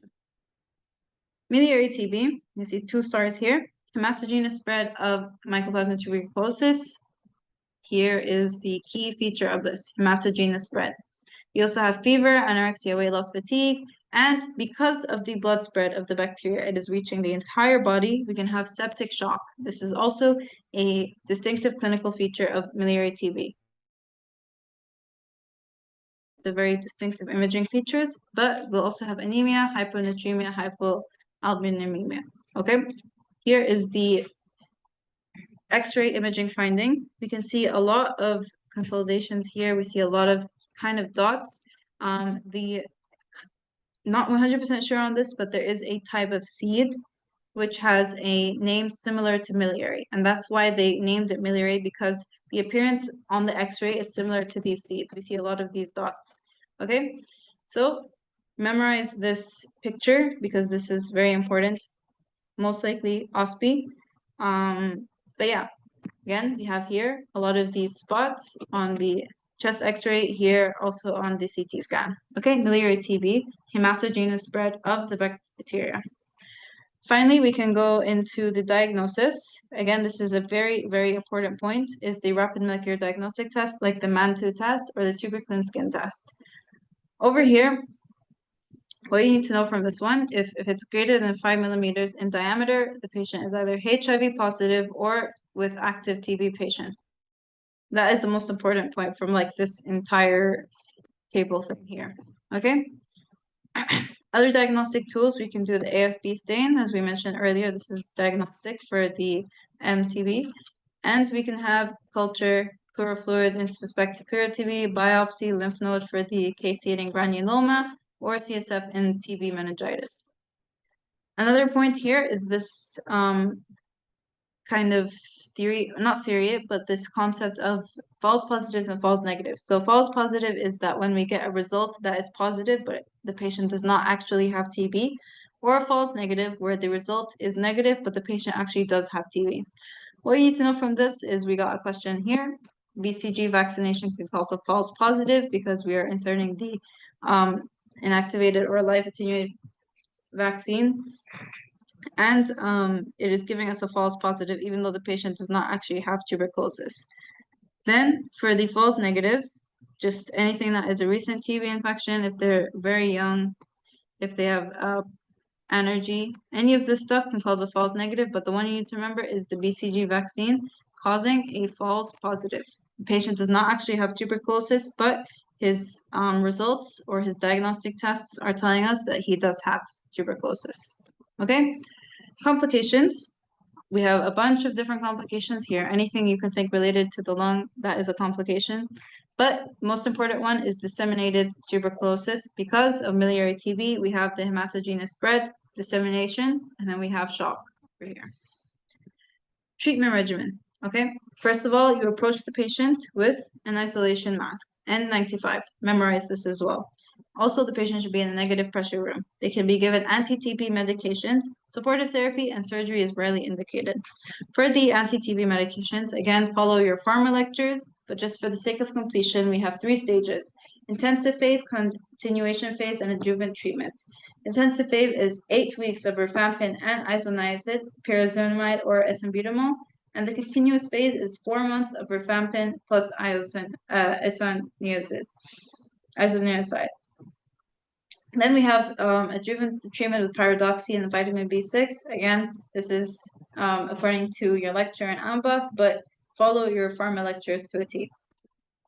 Okay, these anti-TB medications can have different types of resistance. We can have primary resistance or secondary resistance. This part is not as important as the rest of the lecture, but for the sake of completion. Primary resistance is that the patient is initially infected with a resistant type of organism, while secondary resistance is an acquired resistance during the therapy. Okay? Primary resistance is that the organism itself is resistant. Secondary is that the patient becomes resistant because of the therapy. We have different types: drug-resistant TB, multi-drug-resistant TB, extensively drug-resistant TB. These only differ in the amount and the type of drugs that they are resistant to. You can memorize these if you want, not that important to me, but yeah, memorize your TB medications, memorize the timings, memorize the phases, and that should be more than enough to get you through. Discharge, the patient can be discharged after 2 weeks of anti-TB treatment and 3 consecutive negative AFP stains. And with that, I conclude my session. Alhamdulillah.